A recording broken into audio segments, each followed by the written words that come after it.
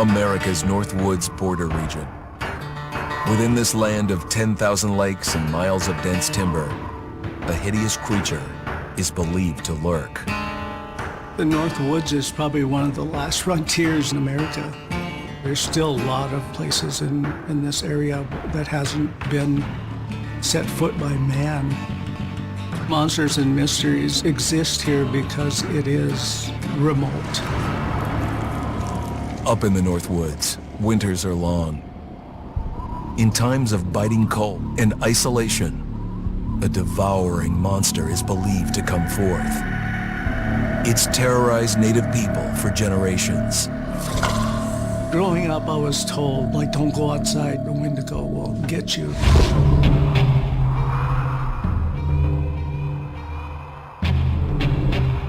Among the traditions of the northern Algonquin tribes is the Wendigo, a monster that can seize hold of a person to carry out its hunger for human flesh.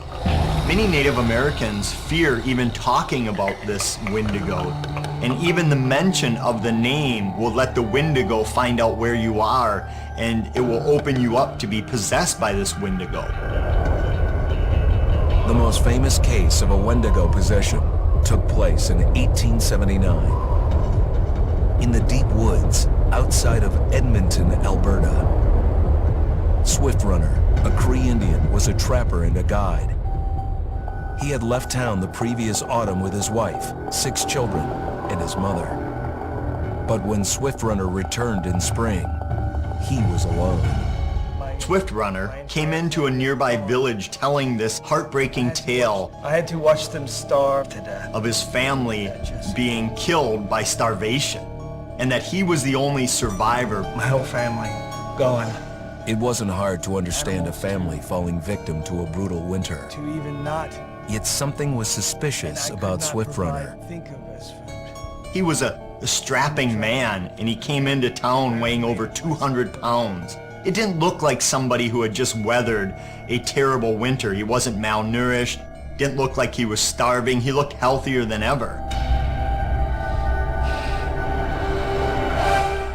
After a few nights, it became clear that something was wrong. He started having night terrors, screaming in his sleep. I am the Wendigo! Villagers alerted the police. Swift Runner actually guided them back to his winter cabin. When they got there, that's when they saw the true horror.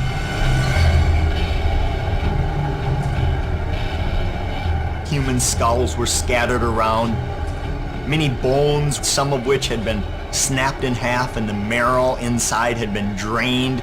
They had never seen anything like it. Swift Runner had killed his entire family, shooting them, hitting them with an axe, strangling, and then eating most of their bodies.